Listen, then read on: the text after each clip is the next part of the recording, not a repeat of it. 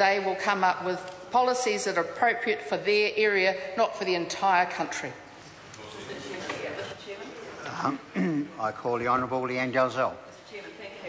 For the opportunity to address part 3, which of course, as the Minister has said, is really the substance of the legislation. I do want to take issue not with something that she said, but in fact something that one of her colleagues said when talking about local alcohol plans, because he did refer to local alcohol plans when this legislation refers to local alcohol policies.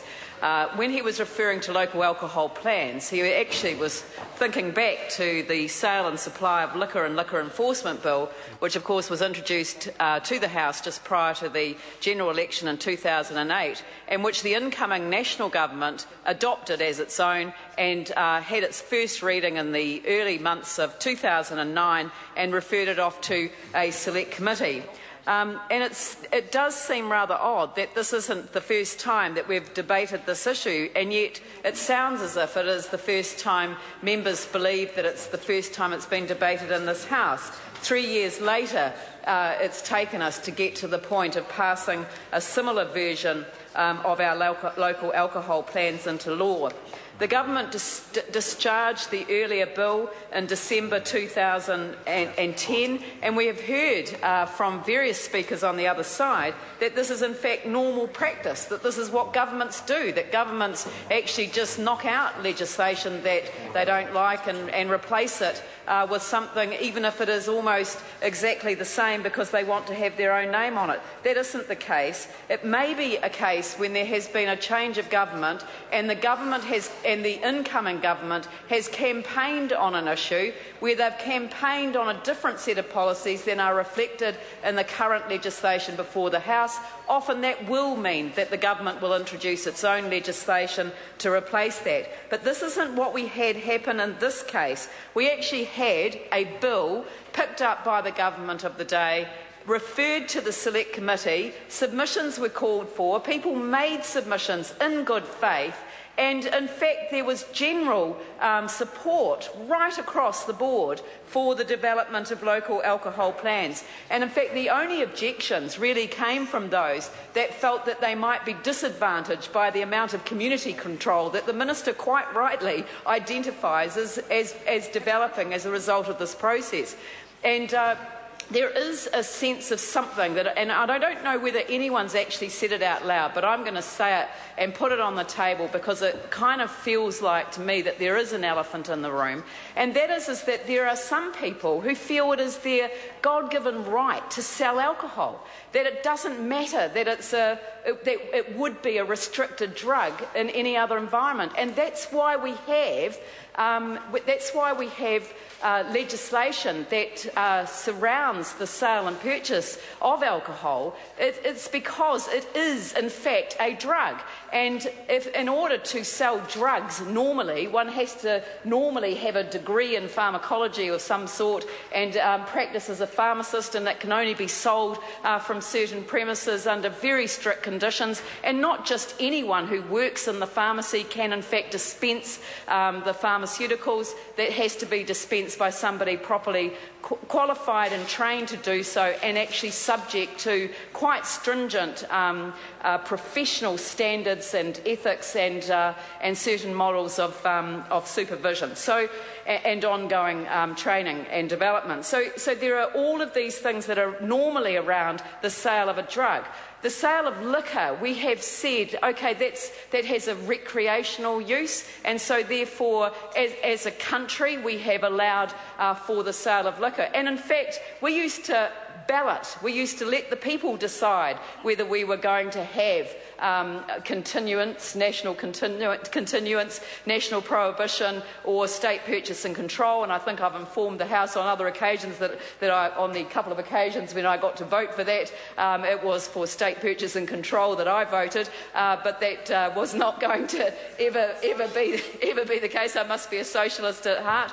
But the truth is that as soon as the prohibition referendum referendum went off the agenda, and it came off the agenda for obvious reasons. It was dominated by the results of national continuance. There was no appetite for prohibition. And actually, if you look at some of the information that's coming out about the recreational drug use, then some of the issues around prohibition are just as relevant to the issues around prohibition as far as alcohol goes.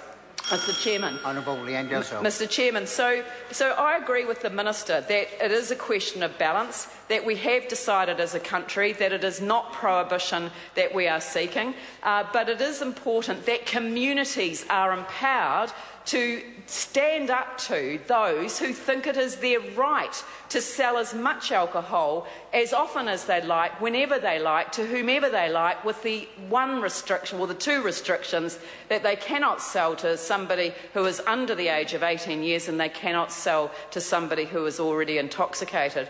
The trouble is that when we're talking about off-licences and the impact that they have on our communities, that often when people go late to the off-licence, that they are already intoxicated, but the person won't know who's serving them, or in fact they may feel threatened by them. And that was the one example that did come up in the submissions of people working in those small 24/7 dairies that masquerade as grocery stores. They do feel threatened, and I know an individual that I've spoken to who personally sold alcohol to somebody who he knew was intoxicated because the threat was there sufficient that if he hadn't have sold him, the place would have been burglarised anyway. So, and this is an intolerable situation, and our communities are saying no more. We do not want these in our communities. Now, there is a difference about the local alcohol plans in the original legislation that the government discharged in 2010 and this bill which establishes local alcohol policies. And I would like the Minister to perhaps take a call on the differences between the two, because there were specifics in the that we put into the legislation originally which were actually designed to make it clear that when a community was being asked to look at a local alcohol plan, that they would be able to require information to be submitted with the applications for the granting or renewal of a licence, and they might be specific to their particular area. So the submission with applications for the granting or renewal of a licence of a social impact report, and that is quite different, I think, from the reference in the Minister's bill around the question of a draft alcohol or draft local policy, which talks about the nature and severity of the alcohol-related problems arising in the district.